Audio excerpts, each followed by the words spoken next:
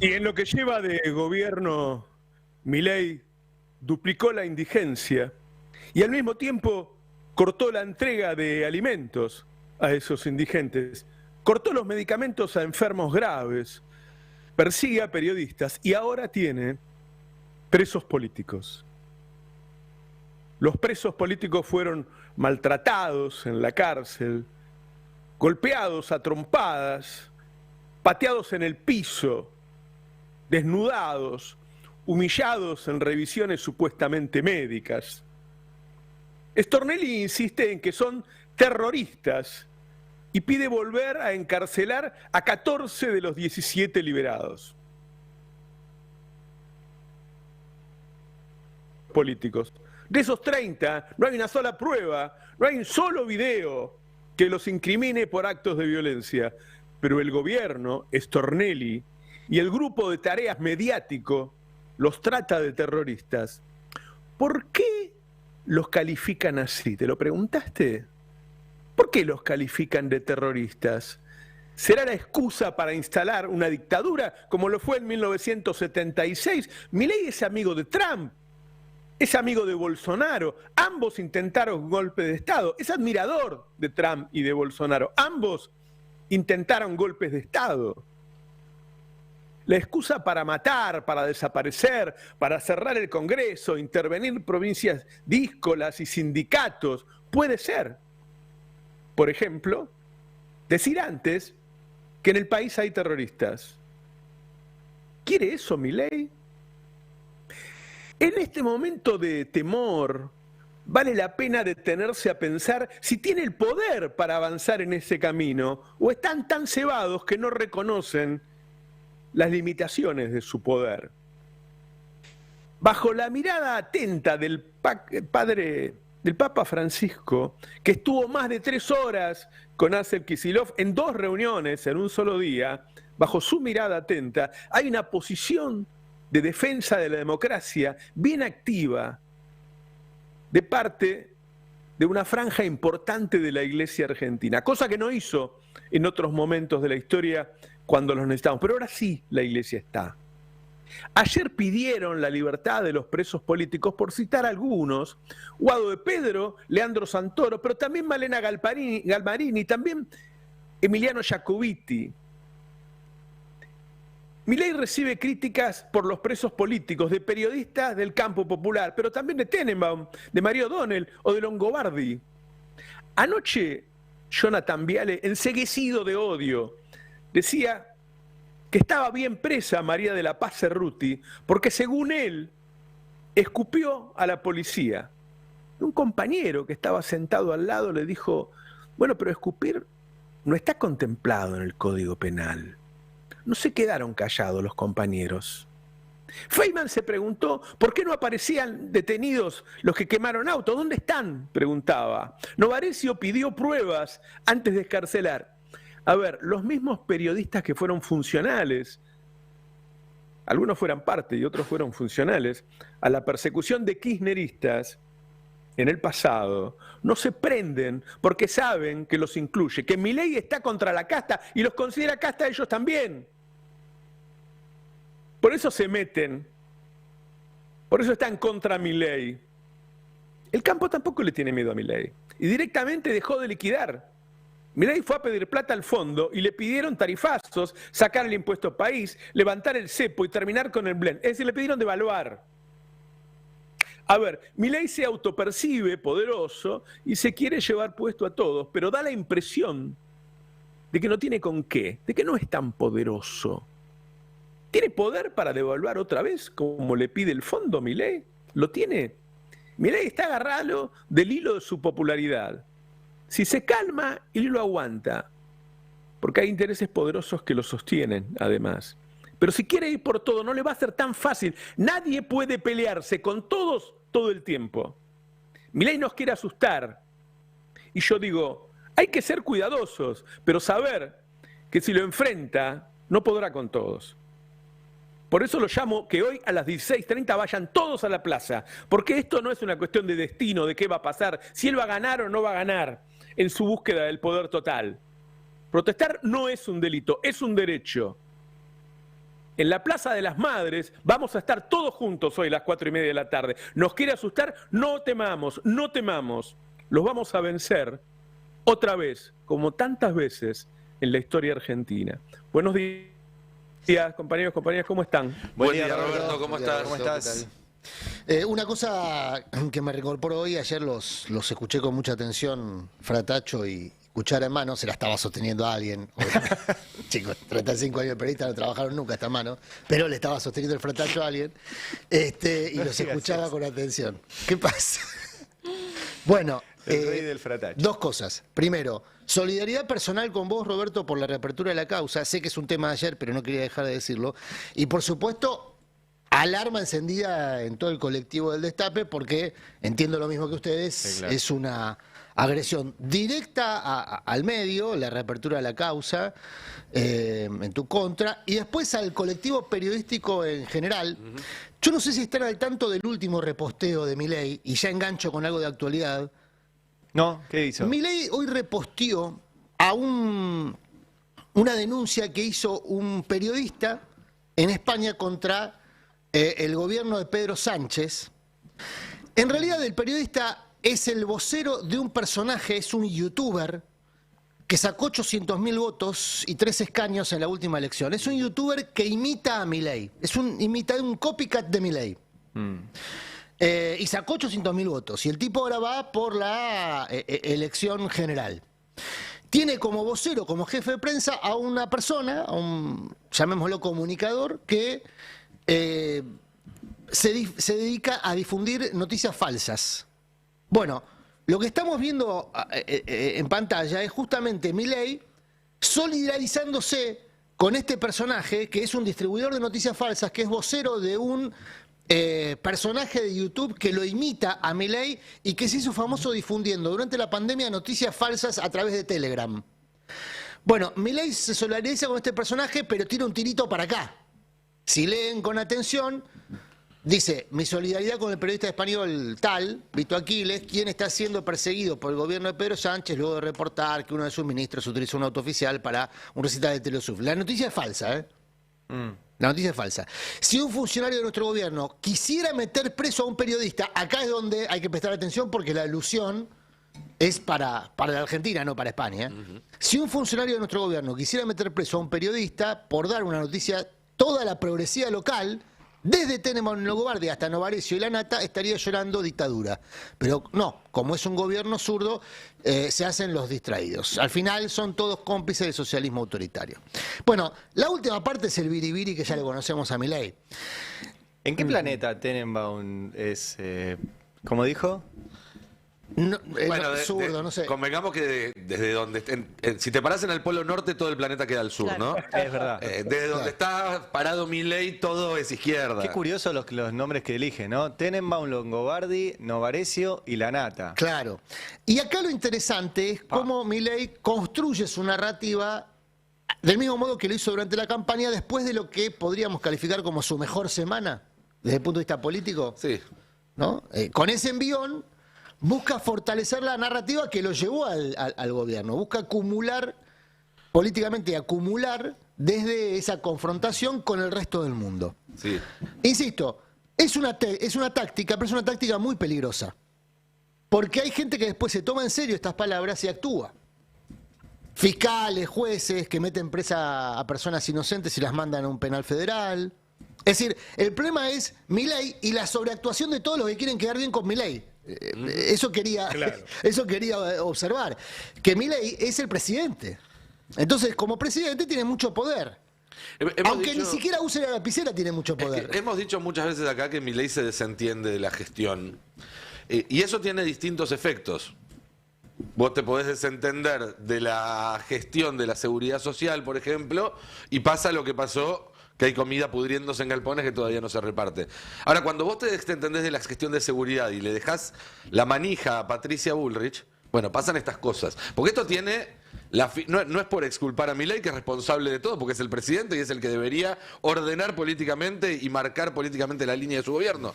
Pero todo esto tiene la firma de estilo de Patricia Bullrich. Todo lo que estamos viendo es la profundización de lo que Patricia Bullrich hacía cuando era ministra de Seguridad en la gestión anterior, en la de Macri, ahora con más poder. ¿Por qué con más poder? Bueno, porque Stornelli, por ejemplo, ya sabes que puede hacer lo que quiera y que no va a tener consecuencias. Cosa que hace 6 años no lo sabía, podía creerlo, tener la sospecha, pero no lo sabía, porque le dieron el Servicio Penitenciario Federal, y entonces es ella la que dispone traslados, la que dispone pasar de un pabellón a otro, es decir, la utilización de esa prisión como un castigo en sí mismo, de esa, no prisión, sino detención como un castigo en sí mismo. Recordemos un dato que decíamos acá el viernes y que me parece central en todo este relato. En general, para conseguir lugar en un penal como Ezeiza o como Marcos Paz, un juez tiene que esperar meses para que le habiliten un lugar a sus detenidos porque están sobrepoblados. Cuando hay problemas en las comisarías de la Ciudad de Buenos Aires y dicen no podemos, tenemos sobrepoblación porque no podemos trasladarlas a los penales, es porque los penales están sobrepoblados. Que para estos pibes y pibas, y señores y señoras, le hayan conseguido lugares en Marcos Paz y en Ezeiza en menos de 24 horas o de 48 horas, es también una decisión política. Bueno, pero, Nico, estamos hablando de un gobierno que hasta hace 15 minutos, creo que todavía no abandonó la pretensión, abandonó la legislación, pero no la pretensión, pretendía prohibir las reuniones de 3 o más personas. Digamos, es el estado de sitio en términos legales, digamos. Ahora lo que se está aplicando es de hecho. Y ahí vuelvo al punto que mencionaba recién. ¿Milei es un problema? Es un problema.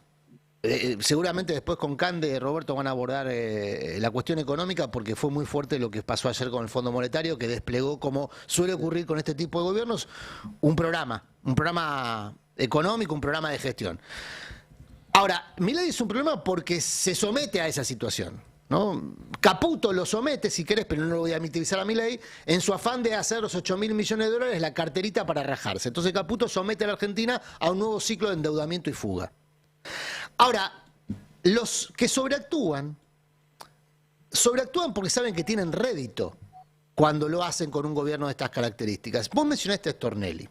En el 2020 Stornelli estaba con la valija hecha, muchachos. Sí, claro. En el 2020 Stornelli se iba. Como se fueron otros, se fue Moldes. Mucho estos días de que el fiscal Stornelli sigue ahí por decisión de Alberto Fernández. Claro, bueno, ahí hay algo que aprender también de cara al futuro. Sí, claro. Porque la gente que ahora está ejecutando... María Servini de Curía y la jueza Servini de Curía hace también. esto mismo con varios gobiernos. No solamente con este gobierno. Hizo esto mismo con el gobierno anterior y el anterior y el anterior. Y el anterior. ¿Qué es esto mismo? Acomodarse al viento. Ese es el Quizás problema. hubiera sido buena idea cambiar al jefe de fiscales en su momento, ¿no? También. Por ejemplo, Sí. también. Sí. Por eso ayer discutíamos... Hubo una propuesta. Sí, estaba Daniel Rafecas propuesto para procurador y no avanzó. ¿No sería en mejor que fuera él en este momento? El procurador? Mejor que Casal, sí, totalmente. Sí. Y Es también mejor hubo... que muchos, Rafecas, no solo que Casal. Sí, y también hubo una propuesta en su momento de modificar la ley orgánica del Ministerio Público, y ayer lo charlábamos y fue motivo de debate aquí. A Alberto le faltaron 2 votos en diputados y no fue capaz, no quiso, y nadie llevó adelante esa negociación para obtenerlo. O sea, hay muchos responsables de que este Poder Judicial siga así. El sistema de poder se siente cómodo con este sistema judicial porque cree que lo maneja. Hasta que en un momento se da cuenta que no. ¿Cuándo es ese momento? Cuando el viento sopla en otra dirección y el sistema se acomoda hacia esa dirección. Entonces después se asustan porque les abren un expediente. A la ministra... ¿Quién se asusta porque le revisan los calzoncillos y lo crea Milei? Es decir... es muy curioso, pero el sistema de poder en Argentina es bastante sonso en ese sentido. Urnequian crea a Milei y crea a Moreno, ¿no? Que le está poniendo mucha guita para que esté en todas las redes, en YouTube. O sea, el mismo que puso a Milei le pone un antagonista para decir, bueno, los dos son míos. Quería mostrar... Perdón, una cosita, Roberto. Sí, perdón. Pero tiene sentido eso de que crea 2 extremos. Porque mientras los medios discuten locos y extremos, no discutimos lo importante. Claro. Y en lo importante pasan los negocios. Claro. Quería mostrar, porque esto solo se puede hacer con este grupo de tareas mediático. Lo llamo grupo de tareas porque era lo que había en la dictadura, ¿no? Y estos son, estos periodistas te meten preso, estos periodistas crearon el caldo de cultivo para que alguien fuera y le pegara un tiro a Cristina, ¿no? Es decir, son un grupo de tareas. Parte de eso es Johnny Viale. Ahora, le cuesta a Johnny Viale tener a su alrededor alguien que le apruebe las cosas que él dice, porque son muy graves. Él está acusando de terrorista, él está diciendo que tienen que estar presos la gente que estuvo ayer. Pongámoslo, a ver. Igual, a mí me parece que hay matices. Me parece que en una protesta, la verdad que haya grito contra policía, incluso un escupitajo, la verdad que no me parece motivo de tensión. Sí me parece motivo de tensión lo que le hicieron a Orlando Morales. Es más, mañana Cadena 3 le va a dar un nuevo auto en el mismo lugar donde sucedió eso. Ahora, ¿esas personas están detenidas? Y si no están detenidas, ¿por qué no están detenidas personas que dieron vuelta un auto, que lo agarraron a él y lo sacaron por la fuerza y que después hasta se metieron a robar adentro del auto? ¿Esa gente está detenida o no está detenida? Debería estar detenida, si no uno va a pensar que son infiltrados. No, lo que pasa es que Creo que no están detenidos. Bueno, se va a ver obligado a pensar. Falta todo el principio cuando habla Viale. Viale dice unas barbaridades, está enceguecido de odio ese muchacho. Después si lo encuentra, pongámoslo, porque esto sirve si ponemos a los dos. O sea, él quiso hablar, él quiso avanzar, Viale, diciendo hay que meterlos presos porque escupió a la policía, y entonces el otro dice, pero escupir a la policía me parece que no es delito. Quiero decir que el grupo de tarea está teniendo limitaciones para llegar a ese lugar. Quizás se llegaron demasiado rápido y les cuesta sostener ese discurso. Ahora, hay gente como Majul, como Viale, qué sé yo, que están dispuestos a poner la cara para encarcelar a inocentes. Les cuesta sostenerlo. Digo, Novarecio está saliendo también a decir, no, bueno, pero no hay pruebas. Les cuesta sostener algo tan grave como esta especie de estado de sitio que quieren imponer. Bueno, escuchemos a Viale hablando la parte anterior, la parte anterior donde habla justamente de la mujer esta que detienen el 9 de julio y Moreno. Hay mucha insistencia argumentos, indicios y con una pruebas. persona que se llama María de la Paz Cerruti. Mucha insistencia, ¿no? 43 años, contadora, nieta de una madre de Plaza de Mayo, como si eso, bueno, detenida en el penal de Ezeiza. Trabaja hace 15 años en el Ministerio de Economía. Dicen, ¿cómo puede ser que esta señora todavía esté presa? Claro, yo consulto, ¿no?, con fuentes judiciales, digo, che, acá el kirchnerismo, el CELS, está diciendo cómo puede ser que una nieta de madre de Plaza de Mayo esté presa. Y a mí me dicen, bueno, fíjate lo que dice en la causa. A las 18 horas del día 12 de junio 2024, la nombrada, Cerruti, en la intersección de Avenida Bernardo de Irigoyen y Moreno de esta ciudad, fue observada por prevención ofuscada con el personal policial, insultándolo, escupiéndolo y efectuándole patadas, motivo por el cual se procedió a su detención mediante el uso de la fuerza mínima e indispensable. ¿Qué hay que hacer con una persona que le pega a la policía, que escupe a la policía? ¿Qué hacemos? ¿Romantizamos la delincuencia? Dejamos que, bueno, es algo utópico, es algo de los 70, no sé. Bueno, y ahí, por eso el ritmo Morales, y ahí Pablo de León le dice, me parece que no está en el Código Penal escupir. A nadie le consta que haya existido. No, y aparte te digo una cosa, Roberto, muy impresionante. Recién, muy impresionante digo porque está todo expuesto. Esto que acabamos de ver es a Viale supuestamente contando al aire lo que dice el expediente, ¿no? Me dicen, el periodismo me dicen, No, es espectacular. Pero espera, porque él dice, fui al expediente. Fíjate lo que dice Feynman respecto a lo mismo, que es qué constancias hay de que las personas detenidas son las responsables de los supuestos delitos que se les imputan para estar en este momento en una cárcel federal. Mirá lo que decía Feynman. Me parece que el resto debería ser rápidamente aclarado en la situación procesal, porque digo, por ejemplo, hoy a la mañana aquí temprano en el programa El Aje Nuestro se presentaron personas familiares de un estudiante de música diciendo tenemos los videos. Me parece que rápidamente Stornelli debería, junto con Servini, aclarar la situación procesal. Quizás Stornelli tenga otros videos. Claro, pero debería decirlo. Quizás, lo que pasa es que hay secreto de sumario. Todavía no puede. Bueno, hay dos formas de tirarse arriba de la granada. La misma granada. Feynman dice, Stornelli tiene los fundamentos, pero no los puede exhibir porque hay secreto de sumario. Si hay secreto de sumario, pequeña aclaración técnica, nadie, las partes, y mucho menos terceros, pueden acceder al sumario. No hay secreto de sumario. Bueno, pero pará, Feynman argumenta que las pruebas no se conocen en público porque hay secreto de sumario. Viale, casi en simultáneo, se tira sobre la misma granada y dice, yo accedí al expediente, siendo siendo ajeno al expediente, lo cual ya constituiría una irregularidad, pero bueno, es otra cosa. Ahora, acá el asunto es que el asunto es que Feynman, que hoy es el mejor intérprete que tiene Macri, el mejor intérprete mediático que tiene Macri, y Viale, que es el mejor intérprete que tiene Milei, se tiran sobre la misma granada. ¿Por qué? Porque ambos saben, Macri y Milei, y por lo tanto sus ventrílocos, que el programa de gobierno que tiene sanción en general y habrá que ver qué pasa en particular, solo es aplicable con violencia. Entonces en esa Macri y Milei coinciden. Por eso respaldan la violencia, por eso lo respaldan a Stornelli, que es el garante fiscal, el garante judicial de la violencia. Ese es el operativo que estamos viendo y por eso yo coincido con vos lo que decía Roberto. Sin complicidad mediática, complicidad en el sentido que es una acción, la complicidad está penada, no es lateral, una cuestión ideológica, no, la complicidad es una acción. Bueno, sin complicidad mediática es imposible que pase este programa económico del mismo modo que sin violencia. Está todo unido. Y por eso es tan importante el repudio social, y no solo social, sino también político. Pienso en las conferencias de prensa que se dieron de parte de organismos de derechos humanos, pero que también participaron diputados, y que es necesario ese repudio porque es la única herramienta que tenemos básicamente en este contexto para ponerle un freno a esto, porque hay una parte de la sociedad argentina que no puede permitir que justamente no nos dejen movilizarnos por leyes a las cuales estamos en contra. Che, repaso la cuestión judicial porque el periodismo, me dicen, es muy tremendo. Chicos de TEA, si están viendo, no se hace así. Bueno, pero Ari, en TEA, en la primera clase te dicen dudá de la versión policial.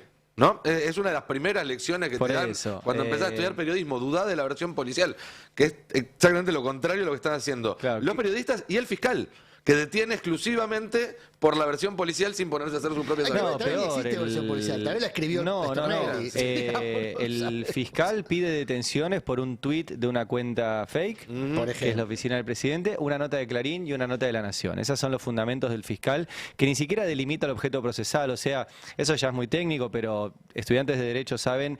Hasta está mal escrito el pedido de detención de Stornelli.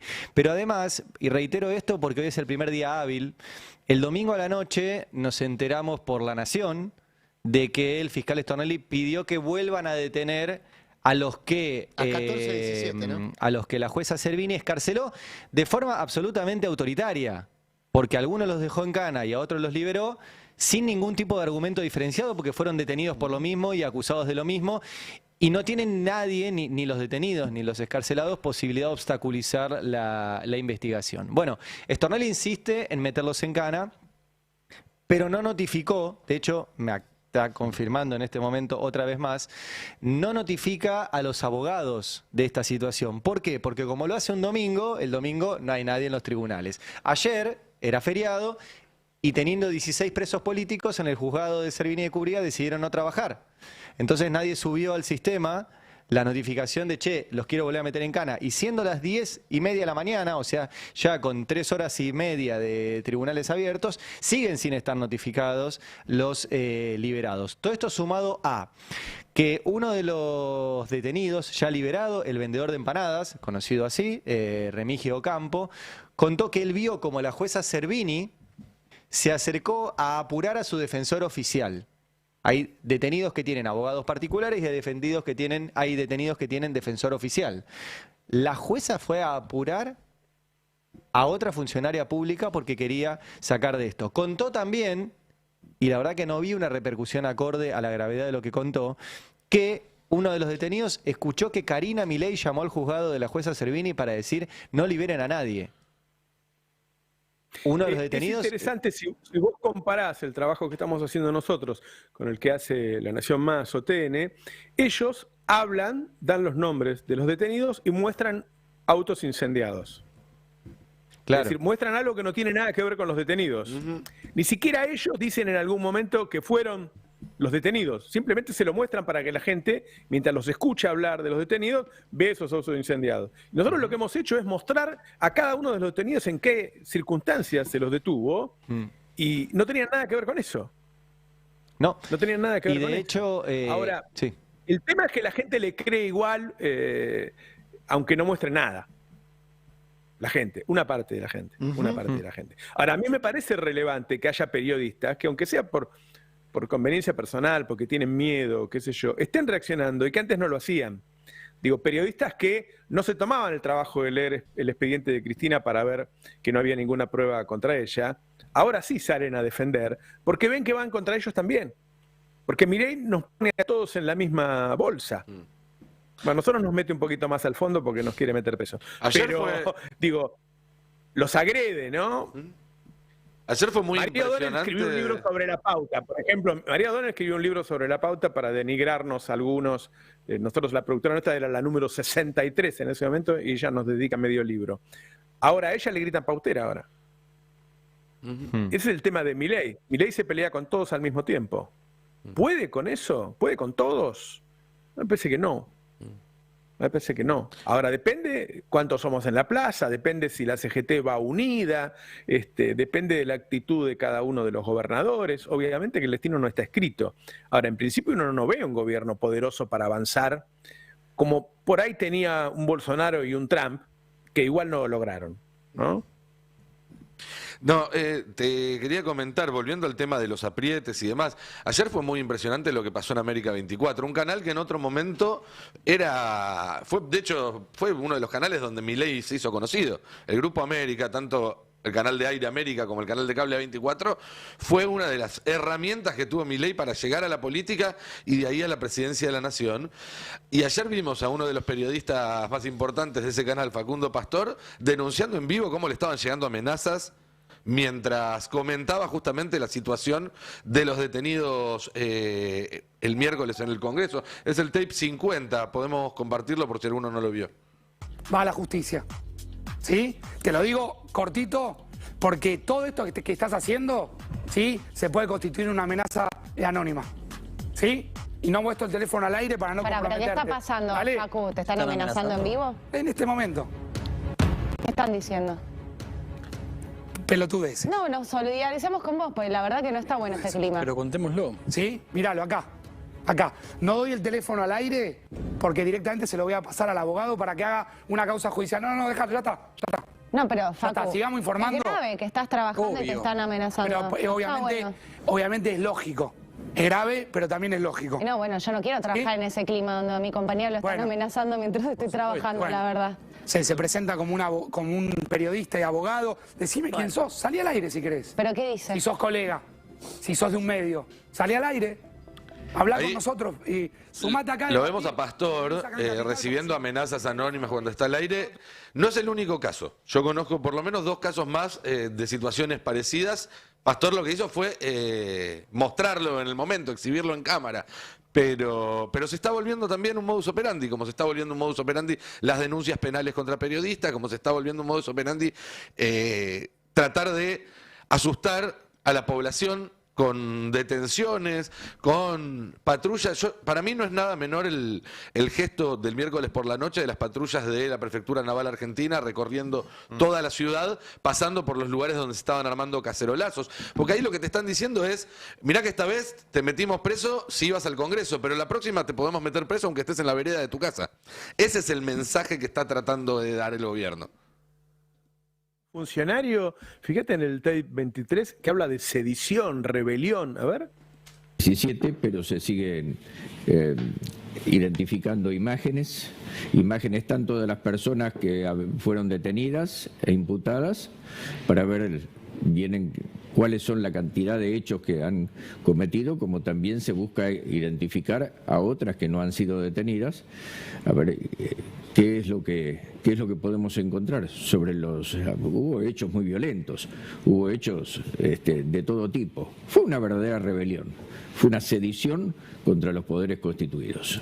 No de toda la manifestación, eso vamos a estar claros, ¿no? No de toda la manifestación. Gente se manifestó, hay gente que se fue cuando empezaron los hechos violentos y se dieron cuenta que no querían quedar envueltos en ese verdadero ejercicio contra el orden constitucional. Bueno, ¿es el secretario de Seguridad? Es el jefe de gabinete, ¿no? Del Ministerio de Seguridad. Sí. O jefe de asesores. Es el número 2 de Patricia Bullrich. Sí. Recién me llega un mensaje de una amiga que me dice, bueno, por ahora está pudiendo Milei. A ver, ¿qué quiero decir? Cuando yo digo que no tiene el poder para hacerlo. Apelo a esos que están tirados abajo de la cama y que se asustan y entonces no lo enfrentan, para que hagan una buena evaluación de lo que está sucediendo. Porque cuando vos querés ir para adelante, como va Milei, tenés que tener con qué. Y cuando uno lo mira, la verdad que no parece que tuviera con qué. Y como hay gente que es muy asustadiza, ¿no? A mí me parece que la gente que salió a repudiar es gente importante. Ayer salió Guado de Pedro y uno me decía, bueno, pero no salió Cristina. Pero está bien que no salga Cristina, porque si sale Cristina, todos vamos a estar hablando de Cristina en vez de los detenidos. Cristina sabe cuál es la situación. Si sale Cristina, se kirchneriza todo y la ponen a ella como... Hace bien en no salir Cristina, pero que salga Guado es lo mismo. Que salga Guado es lo mismo. Quiero decir, eso está pasando y también han salido personas de otros lugares, no solo. Digo, bueno, salió Malena Galmarini, que siempre se dice, no, bueno, porque Massa. Bueno, salió Malena, es lo mismo. Es lo mismo. Salieron radicales también, ¿no? Pongámoslo. Salió Emiliano Jacobiti también. Ahí hay una cuestión. Muy cercano a Lustó. Ahí hay una cuestión que es lo que se está sosteniendo en estos mensajes, y me parece a mí justamente, es muy grave. Entonces, ¿se va a actuar en consecuencia de estos mensajes? Porque si Jacobiti sale y pone este mensaje, pero después los diputados y senadores radicales siguen negociando con este gobierno como si fuera un gobierno común y normalizando esta situación, en vez de actuar en consecuencia, es raro. Si los dirigentes del peronismo salen con estos mensajes, pero hoy a la tarde en la plaza no están, es raro. Entonces ahí hay que entender que las redes sociales son un excelente canal para comunicar lo que se hace, pero que estar en una red social no es hacer. Igual, perdón, ¿podemos dar un paso atrás, Roberto? Sé que esto no se hace, pero lo vimos recién a Manfroni. Y me gustaría sacar pecho con una cosa que publicamos en el Destape, porque las cosas pasan tan rápido que a veces nos olvidamos de lo que nosotros mismos publicamos, incluso. Manfroni en su momento fue cuestionado. Manfroni ya fue funcionario durante la gestión de Patricia Bullrich, y Patricia Bullrich lo tuvo medio escondido en una dirección de inteligencia interna del Ministerio de Seguridad, y lo puso al jefe del comando de inteligencia interna en tiempos de Santiago Maldonado, de las investigaciones posteriores a la desaparición de Santiago Maldonado. ¿Y por qué lo escondió Patricia Bullrich a Manfroni? Porque entre otras cosas tenía en su haber sido columnista de la revista Cabildo, una revista integrista de la extrema derecha de la Argentina. La extrema derecha no la inventó Milei. No, claro. Hay una historia de la extrema derecha de la Argentina. No, porque hay mucha gente que cree que la historia empezó con Milei, yo qué sé. No, la extrema derecha tiene una tradición en la Argentina que afortunadamente había sido minimizada en términos de su presencia en el debate público. Digo afortunadamente porque creo que son... representan lo peor que yo quiero para una sociedad. Después cada cual querrá lo que quiera, digamos, pero para mí representa lo peor que puede ofrecer una sociedad. Ahora, Manfroni, en aquellos tiempos de escriba de la revista Cabildo, decía que las letras de Charly García, por ejemplo, tenían mensajes satánicos, bueno, cosas bien locas de la derecha, que tampoco empezaron con Milei. Ya la revista Cabildo tenía lo suyo. Pero después nosotros publicamos, en el 2003, que... perdón, 2003 no. ¿2003? No, 2003 no, perdón. 2023, sí. Publicamos que Manfroni había utilizado su usuario. Todos los funcionarios tienen un usuario para ingresar al sistema en el Estado. Bueno, había entrado al sistema de migraciones para hacer espionaje contra 2 jueces. Una de ellas, Ana María Figueroa. Es decir, que el personaje que ayer aparecía defendiendo el accionar represivo de Patricia Bullrich y del Estado tiene mucho ruido en su haber, incluso en tareas ilegales de espionaje.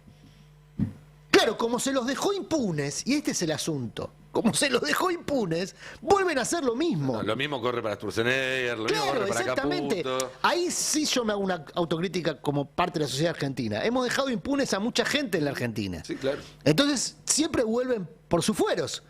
Vuelven a hacer lo que hicieron. Caputo puede volver a hacer un nuevo ciclo de endeudamiento y fuga porque resultó impune del ciclo anterior. Por supuesto. Entonces ahora está armando un ciclo de nuevo con el Fondo Monetario. Che, hablando de Bullrich, mientras todo esto estaba pasando y había primero 33 personas y luego 16 privadas de su libertad, secuestradas por el Estado, Bullrich estaba mostrándonos muy bien cuál era el modelo que quiere seguir, que es el de El Salvador. Allí fue, ella se había encontrado en febrero, ¿se acuerdan?, con Bukele en Estados Unidos, donde ella le dijo, hay un video que subió a sus redes diciendo, nuestro modelo es el de ustedes, y que Bukele le contestó diciendo, miren que el problema que teníamos nosotros es un poco más grande que el que tienen ustedes, no necesariamente la medicina tenga que ser la misma.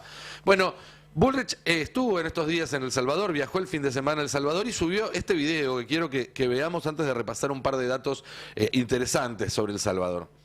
Salvador era el país más violento. Se convirtió en un país donde las familias pueden caminar, viven en paz y en tranquilidad. Todo gracias a un programa de destrucción de las maras asesinas, que hoy están acá, encerradas.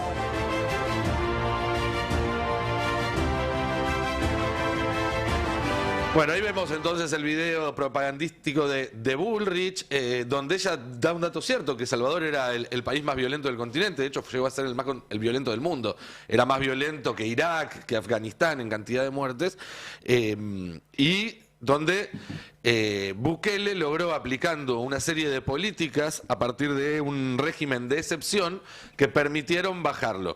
Obviamente que hay denuncias que dan cuenta de que lo que hicieron fue poner preso a básicamente toda la población de hombres jóvenes que no fuera de clase alta en El Salvador. Ese fue el método.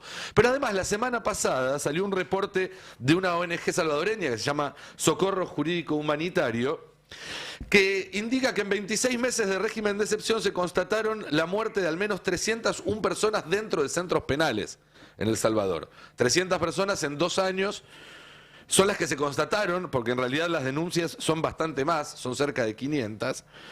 El 48% de esas muertes fueron a causa de torturas y un tercio de esas muertes por negación de tratamiento médico. Algo que podríamos decir, hubo una muestra gratis en los últimos días en la Argentina, porque la descripción de cómo trataron a estas personas que metieron presas por protestar roza, por ser buenos o ser prudentes, con la tortura y con la negación del tratamiento médico. Pero además, y esto es lo que más me preocupa del informe de la ONG, el año pasado el fiscal general del gobierno de Ecuador, el Casal de Ecuador, decidió archivar 142 denuncias por muertes en el marco del sistema penitenciario por considerar que no constituyen delito. Que si a vos te matan o te dejan morir en una cárcel durante un régimen de excepción, el Estado no es responsable. Eso es lo que está queriendo implementar Bullrich en la Argentina. Y ayer Milei retuiteó un tuit que levanta el video de Bullrich y le agrega un mensaje muy sugerente. Dice: el PIT, que es uno de estos trolls recurrentes que utiliza el gobierno. El video que subió la ministra Bullrich de la prisión de máxima seguridad en El Salvador. Tiemblan los cucas, saben que se les acabó la joda. Es decir, lo que para Bukele era contra las maras, para Milei es contra los opositores políticos. No es que a los opositores políticos los trataron muy bien en El Salvador tampoco, pero no eran el principal foco de la persecución. Acá en la Argentina es lo que se está constituyendo en estos días y este retweet de Milei lo confirma muy preocupantemente. Y bueno, por eso es importante tener claro el pedigrí de los que tienen hoy poder de gestión. Porque son personas que ya tienen antecedentes de hacer este tipo de operaciones, que involucran operaciones de inteligencia. Yo prestaría atención a lo que se está haciendo con la agencia de inteligencia, a la que se le quiere devolver el nombre y las manias, por supuesto. Volver a llamar CIDE a la AFI involucra volver a gestionar el espionaje con fines represivos. Y es algo que en la Argentina provocó mucho dolor, mucha injusticia, mucha muerte.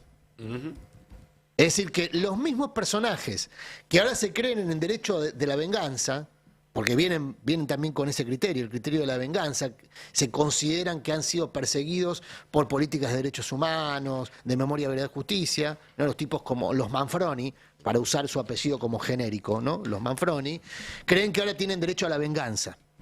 Y la venganza en un gobierno cruel y brutal, y bruto, como el de Milei, probablemente tenga esas características. Ahora, vuelvo a lo que vos estabas planteando, cómo se confronta eso. ¿Con qué inteligencia se confronta eso?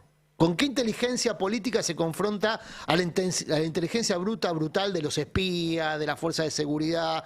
Bueno, con la inteligencia política de la unidad, no la unidad boba, que vimos los últimos 4 años, por ejemplo, en la gestión de Alberto. Esa unidad boba no, porque esa es la unidad de la impunidad de los Stornelli. Esa unidad no sirve, porque esa unidad puede prodigar un lijo, por ejemplo, como ministro de la Corte. Esa unidad boba no. Una unidad inteligente, que agrupe a los buenos, no que agrupe a cualquiera. Porque si no, si vos agrupás a cualquiera, y esta es mi observación, esos cualquiera sacan su ventaja, su ventajita, sin aludir a nadie. Sacan su ventajita. Agrupemos a los buenos, que son muchos, me involucro, somos muchos los buenos. Claro, agrupémonos los buenos. Los que queremos un país mejor, inclusivo, con posibilidades y oportunidades. Bueno, somos muchos, agrupémonos, confrontemos con inteligencia. Eso involucra poner el cuerpo... Sí. Bueno, tienen que terminar de entenderlo todos. De entenderlo todos, ¿no? Cuando yo veo, no sé, que un gobernador como Kicillof empieza a tener el mismo problema que Alberto, es decir, se queda sin oficialismo. La gente que tendría que estar ayudándolo en semejante quilombo le está generando problemas. Bueno, eso me preocupa, porque yo creo que tendrían que estar poniendo todos los cañones hacia Milei. Ayer nosotros hablamos bastante de eso, y a la noche me llega un mensaje de Parrilli, diciendo, vos dijiste que Unión por la Patria no peleó. Digo, no, yo no dije eso de ninguna manera. No, me dijeron, bueno, te dijeron mal, yo no dije eso. Pero además, Parrilli, digo, todavía ustedes no se solidarizaron porque me quieren meter preso. Y la verdad que yo me pasé años defendiéndolos. Y ustedes ahora que hay alguna crítica que les molestó y entonces les parece que tengo que ir preso. Quiero decir que todavía le tiene que caer la ficha a muchos de que esto es serio, de que esto es grave, para terminar con esas peleas tontas y entender que el enemigo está del otro lado. El enemigo está del otro lado. Pero, no sé, a mí me pareció bien que saliera Malena, que saliera Jacobiti. Para mí el rol de la Iglesia es importante. Están atacando muy fuerte a la Iglesia. Lo que hizo el Papa de reunirse 2 veces en un día con Kicillof y en vez de hacer una reunión de media hora, 40 minutos, quedarse 3 horas, es un gesto fuerte. Es un hombre, tenía 6 pedidos de reuniones bilaterales con los líderes del G7, y sin embargo le dedicó ese tiempo, y por eso lo están atacando los medios, atacan a los curas, pero los atacan y los tratan de corruptos, de cualquier cosa. Pongamos alguno de los videos que hay de eso, a ver. De Grabois, en nombre del FISU, o en el contexto del FISU, 2.500 millones de pesos, no un vueltito, 2.500 millones de pesos de esa época. De esa época. A ver, ¿quién es el padre Tano? El padre Tano es el cura villero más cercano al Papa Francisco. Levantó un barrio con el nombre de Francisco, Jorge Bergoglio. Hoy lo decía, ahí lo tenía laburante. En Isidro Casanova. Sí, en La Matanza. Recién Lalo Creus me lo contaba. Sí, Puerta de Hierro se llama eso, básicamente. Sí. El lugar es Puerta de Hierro. Dicen que la obra es importante. Lo decía Lalo Creus. Bueno, Lalo no es kirchnerista. Sí. La obra importante es importante. Con plata del Estado. El tema es que está bien con Máximo. Hay otra foto con Espinosa. Padre Pepe. ¿No? Es decir, para recibir esos fondos tenés que agradarle, coquetear, vincularte, estar al lado o compartir, militar. Compartir los fondos, digo. Muchos verbos pueden ser utilizados, habrá que ver que lo determine si se está yendo a fondo. Tenés que ir contra los curas. Los ponen a todos, ¿viste? Ahora, ahí pasa lo mismo que con los derechos humanos, ¿no? Ellos dicen, no, porque las madres se pusieron del lado del kirchnerismo. ¿Y de qué lado se iban a poner? Si fueron los únicos que le dieron bola y que reabrieron los juicios y anularon las leyes de humanidad. Y en realidad fue al revés, Y en realidad fue al revés, Roberto. Y en realidad fue al revés. El kirchnerismo asumió como propio la lucha histórica de las madres. Ahí hay un proceso muy interesante para observar. Y eso es muy importante, porque eso le dio fortaleza al kirchnerismo como movimiento político. Haber asumido desde la representación popular muchas luchas que venían fragmentadas, segmentadas, eso por supuesto le dio valor. Y además la puesta en valor fue desde el Estado, lo cual lo transformó en política de Estado. Ese proceso es muy interesante. No es que las madres se hicieron kirchneristas. En tal caso el kirchnerismo se hizo de las madres. Y el ataque a los curas tiene una contraparte, porque hoy a la mañana salió en el boletín oficial una resolución que no saben a quién le adjudican el control del FISU. A Toto Caputo. Claro. Va a pasar a depender de un consejo, todo conformado por funcionarios del Ministerio de Economía, con lo cual esos 2.000 y pico de millones de pesos ya no van a ir a estos curas kirchneristas, sino que probablemente se computen contablemente como parte del superávit. Sáquenle otra rodaja de poder a Petovelo, ¿no? Petovelo me parece, digo, no hablamos casi nada de la rosca, pero la rosca está a todo vapor.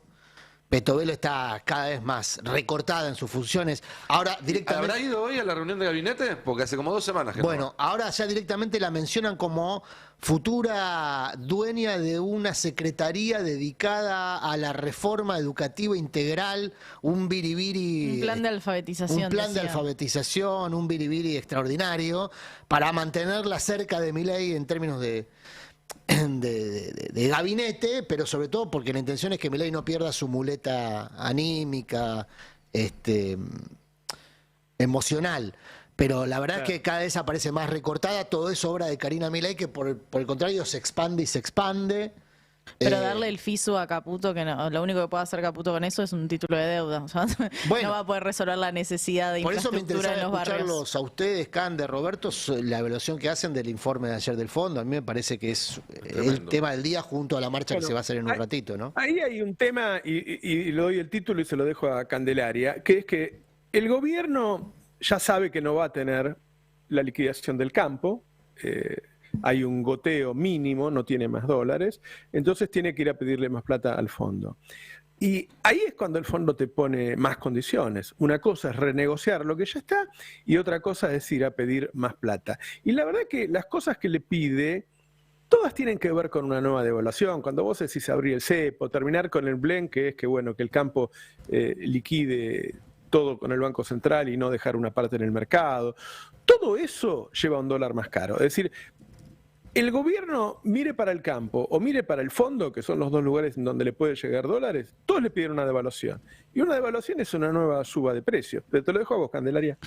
Sí, gran parte de lo que viene escalando tiene que ver con esto de las excepciones que hace el Fondo Monetario Internacional a la Argentina por los controles cambiarios, que sabemos que el fondo no aprueba este tipo de controles cambiarios, pero bueno, la Argentina viene sosteniéndose con eso porque el superávit fiscal viene de la mano del impuesto país. Entonces también pensar en levantar el impuesto país habla de poner en riesgo ese superávit fiscal, y por eso para el impuesto país hablan de una meta de fin de año. Bueno, a fin de año podría ir reduciéndose ese impuesto país. Lo que sí se ve en este staff report de la actuada revisión es el final del dólar blend, que es lo que decíamos, esta liquidación, este dólar exportador que reciben, que les da un tipo de cambio diferenciado y que también le da oferta al contado con liquidación y permite que la brecha con ese dólar paralelo no sea tan alta. Está ahí en la última línea y dice, bueno, finales de junio. Ahora, finales de junio es ahora en 15 días.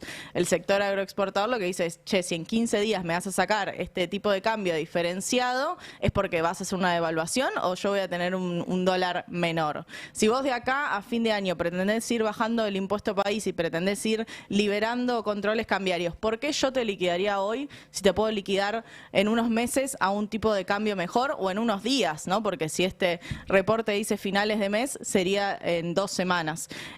Ahí tuvieron que salir salió el secretario de Finanzas, Pablo Quirno, a aclarar que no, que el esquema es el de Caputo, que se mantiene el 2% de crawling pay y que se mantiene el dólar blend, pero bueno, ahí hay entredichos entre lo que se acordó con el Fondo Monetario en términos técnicos de este reporte reporte y evidentemente también una presión del fondo de decir, bueno, estas excepciones cambiarias no pueden seguir y el ruido que genera eso en un mercado financiero que festejó la semana pasada la ley bases, pero que ya esta semana está un poco más compleja la situación, sobre todo con las devaluaciones, bueno, un contexto internacional que no le sonríe tanto, diría. Ahora, Roberto Cande, el gobierno sostiene, lo dijo Sturzenegger, lo sugirió Caputo la semana pasada en una reunión de empresas, que devaluar en las actuales circunstancias de la economía argentina, devaluar no implica un shock inflacionario como los que estamos acostumbrados, como el que vimos en diciembre, digamos, no hay que ir mucho más atrás en el tiempo, no hace falta.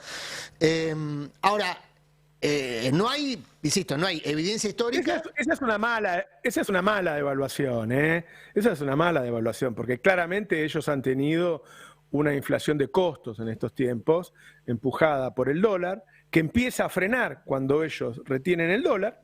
Fíjate que cuando el dólar se va retrasando, la inflación se va achicando, y que va a volver a arrancar cuando el dólar arranque de nuevo. Bueno, el fondo... No creo que no se den cuenta de eso. Bueno, pero el fondo incluye un gráfico donde demuestra lo contrario a lo que sostiene el gobierno respecto a que devaluación e inflación naturalmente van de la mano las condiciones que tiene la Argentina. Sí, está el gráfico, lo tenemos en la plaga 43, que habla también de en qué situación nos encontramos hoy en términos de tipo de cambio real, o sea, qué tan necesaria es o no una devaluación, y ahí está la raya celeste, que si vemos a fines de mayo, vuelve a los niveles de agosto. Entonces, lo que te está diciendo ese gráfico, más allá del tipo de cambio real y el oficial, es que en la comparación, vos hiciste una devaluación muy profunda, o sea, duplicaste el precio del dólar en diciembre, y llegaste a mayo y tenés de nuevo un atraso cambiario.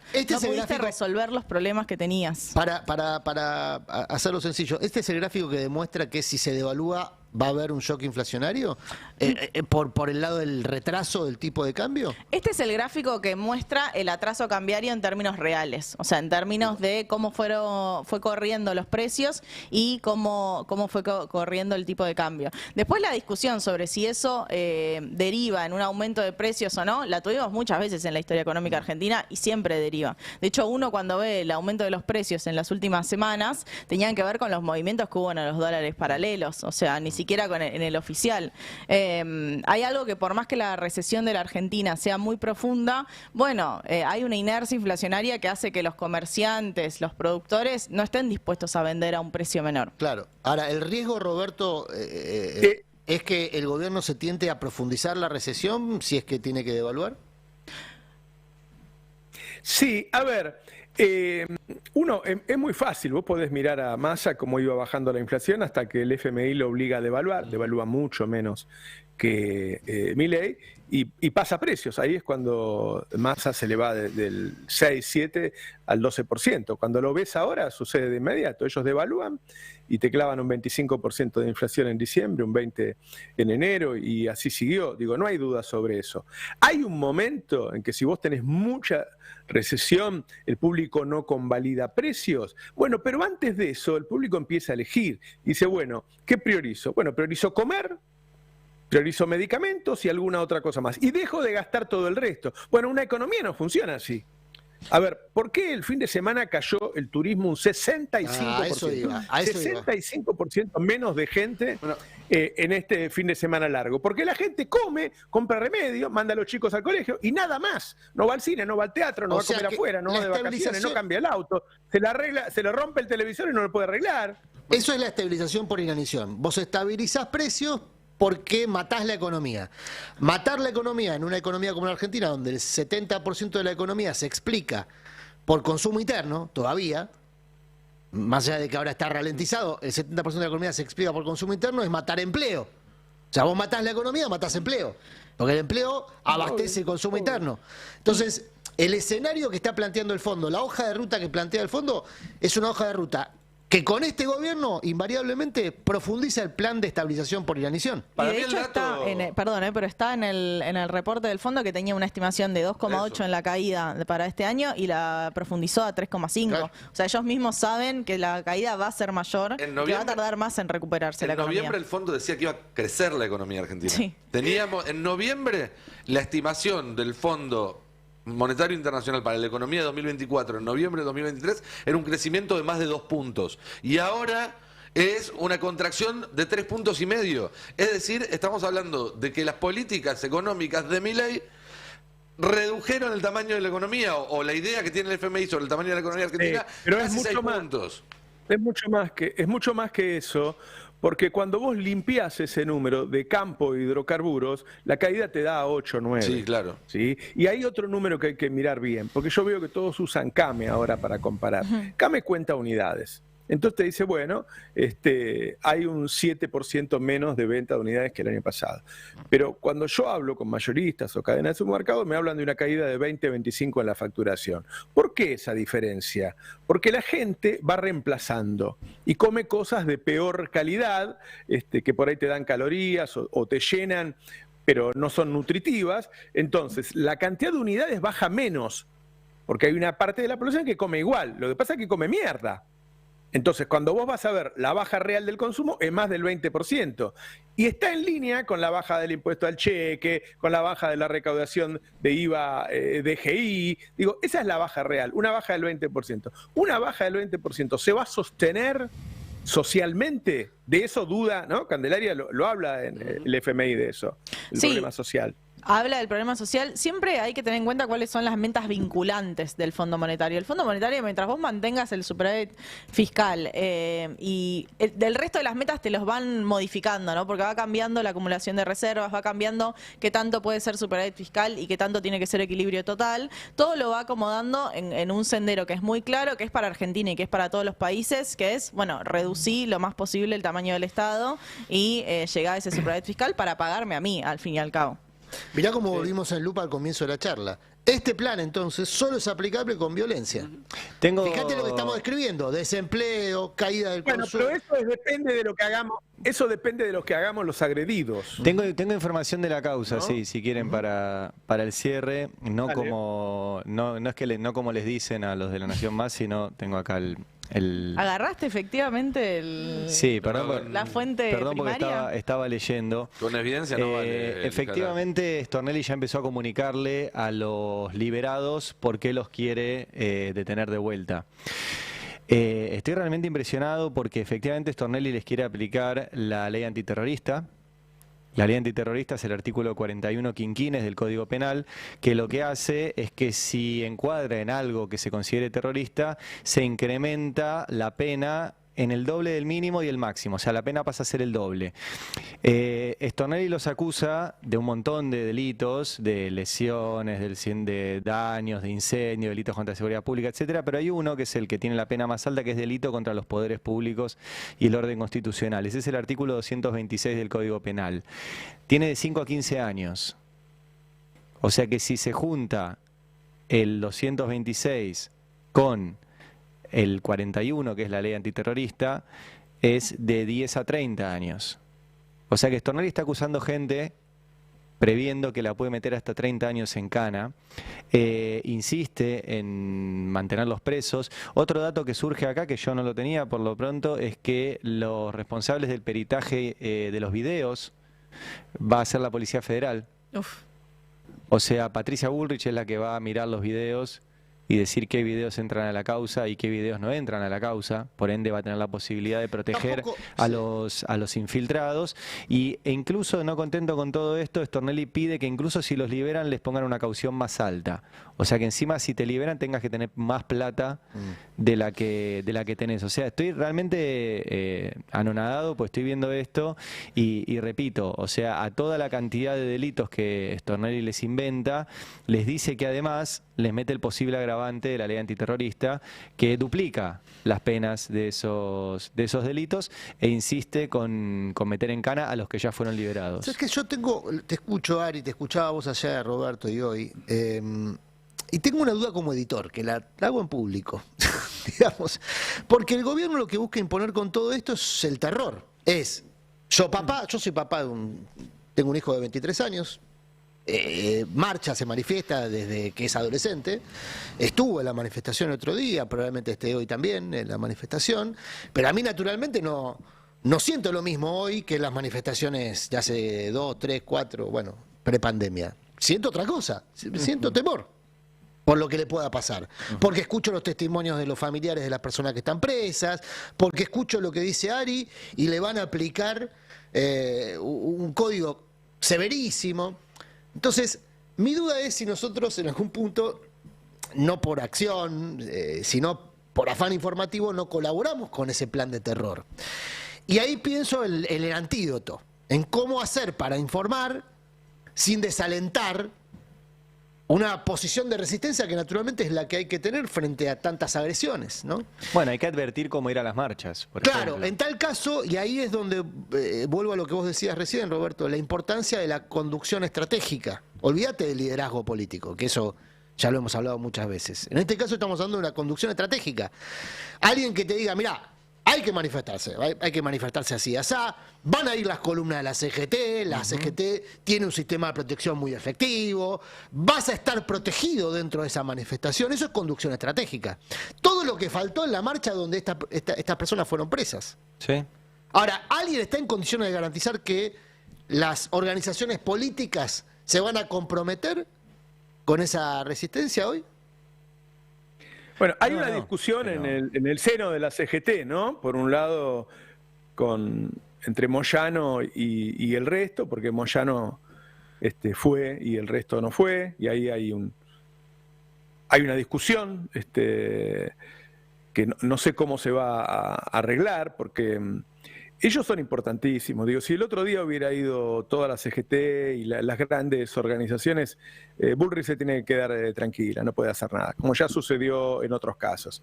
Entonces ahí esos jugadores son importantes, Ellos te dicen, no, porque nos van a demonizar, porque nos ponen, y qué sé yo corro el mismo riesgo y sigo haciendo las cosas que tengo que hacer, no sé. Sí. A mí me parece que hay algunos actores que sí, se tienen que cuidar, pero el resto debería estar ahí.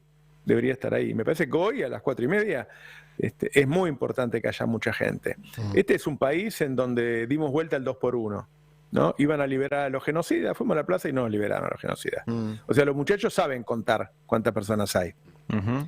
Nada, me parece que nada, el destino no está escrito, va a depender de lo que hagamos. Lo que sí, cuídense, hay una publicación de Correpi, yo la acabo de compartir en mi cuenta de Twitter, y si no está en la página de la Correpi, de recomendaciones para movilizarse, como tuvimos todos los que estuvieron en dictadura, los que tuvimos en los 90, por suerte no la tuvieron aquellos que hicieron el secundario durante el kirchnerismo, donde podía ser una movilización tranquilo, aún si eras opositor, porque hubo muchas movilizaciones opositoras al kirchnerismo y ninguna fue reprimida, y que hoy tenemos que volver a tener las precauciones de no ir solo, de ir en grupo, de llevar un pañuelo, de llevar limones, de llevar una muda de ropa, de tener zapatillas cómodas, de que alguien que se quede en la casa tenga un listado de los que fueron y todos le avisen que volvieron, de irte rápido, llevar documentos. Bueno, están las recomendaciones acá en la Correpi y también los teléfonos de los abogados de la Correpi, de la Negra Verdú, de Ismael Jalil,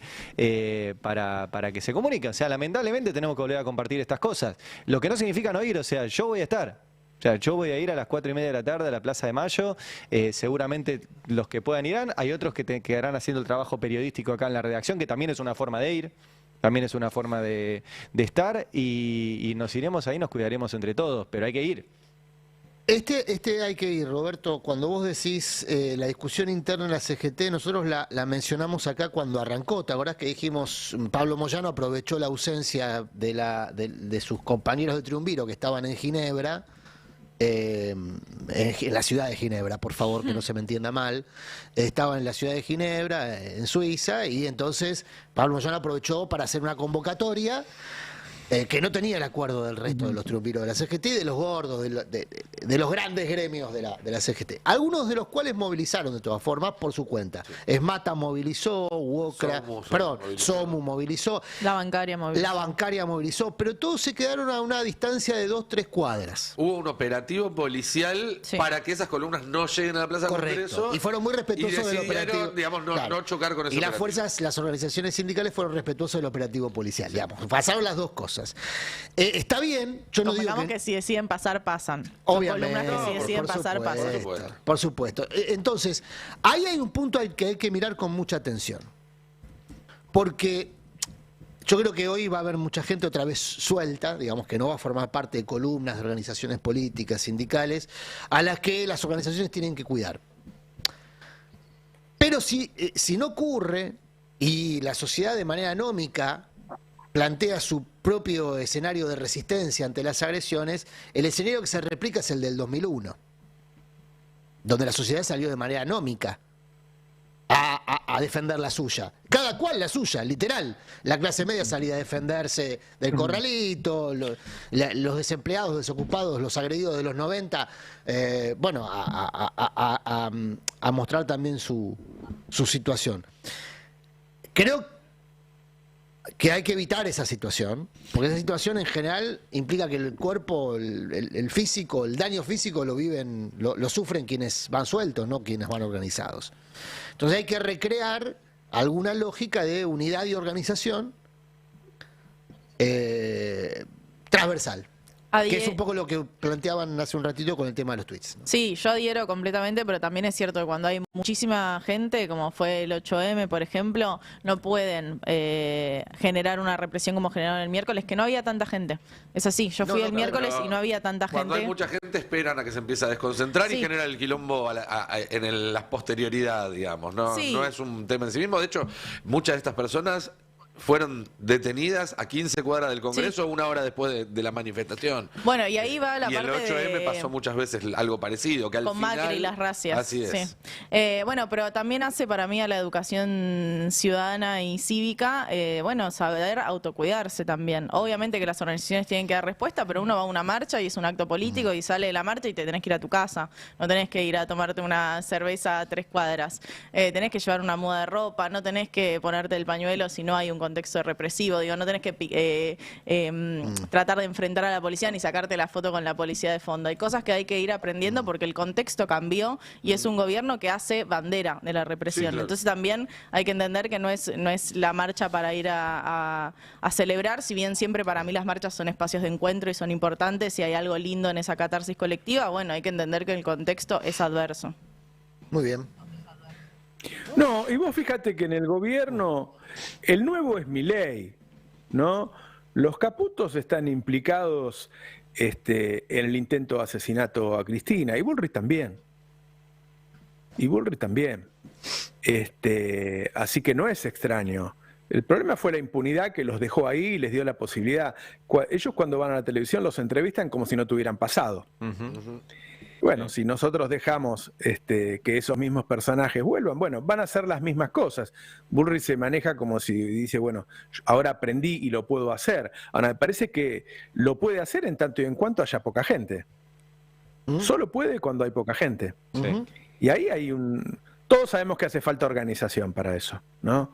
Que nosotros podemos hacer algo con estos programas, con estas charlas en donde nos dedicamos prácticamente solo a ese tema, pero no podemos hacer todo. Hace falta mucho. Y hace falta organización. Las manifestaciones sin organización... Mira, la manifestación fuerte en la época de la dictadura fue cuando llamó la CGT, ¿viste? Porque vos ahí te la bancabas mejor. Cuando éramos menos, y terminábamos corriendo, la verdad. Depende mucho de esos... Hay que mirar qué hacen esos. Y guarda, porque la CGT está a punto de comerse una reforma laboral peor de la que había salido en diputados. La que sale de senadores, arreglada por radicales, es peor para ellos. No sé por qué andan con ganas de negociar, sinceramente. O por ahí, será por eso, porque piensan, bueno, que me saquen lo que me pusieron en el Senado. No lo sé. No lo sé. Creo que hicieron 2 paros que fueron importantes, que están jugando bien. Me parece que en este momento sería importante. Y las organizaciones sociales muy castigadas, ¿no? Los denuncian todos los días, los denuncian como si fueran chorros. Y dan la cifra, mirá, grabó y recibió 2.000 millones de pesos, como si él se pusiera 2.000 millones de pesos y se lo dé en el bolsillo, ¿no? Que él le diera de comer a la gente. Y me imagino que eso los debe condicionar también. Pero repito, a mí me parece que están reaccionando personas que antes no hubieran reaccionado. Y que a este grupo de tareas periodístico les cuesta estar al aire, que tienen que estar solos para decir esas barbaridades, porque si hay un compañero al lado los corrige. Es decir, que están limitados. Porque en el fondo no es una dictadura esto. Como no es una dictadura, no puedes hacer lo que querés. Siempre hay alguien que te puede corregir al lado. Te puede decir, mira, esto no es así. Pero eso, me parece que depende de nosotros, me parece que tenemos que ir. Lo que vos me decías, Adrián, recién me lo decía otra amiga también, y ahora que le digo a mi hija si va o no va, qué sé yo, íbamos cuando estaban los milicos, ¿no? Claro. Que eran peores, no hay que decir esto es la dictadura, esto no es la dictadura. Eran peores. Sí, lo único que queda decir, la dictadura, que siempre se dice, bueno, terminó por Malvinas, en parte, las Malvinas le dolieron, terminó por las madres, porque estaban al frente y después terminamos yendo muchos, pero los que fueron desde el principio fueron las madres. Y bueno, las madres están viejitas, ¿no? Es hora de reemplazarlas. Bueno, los saludo y nos vemos a las 4:30. Ahí está, nos vemos ahí. Ahora vamos a hablar con Quintela, ¿sí? Muy bien. Vamos a hablar con Quintela. Chao. Chau. Chao.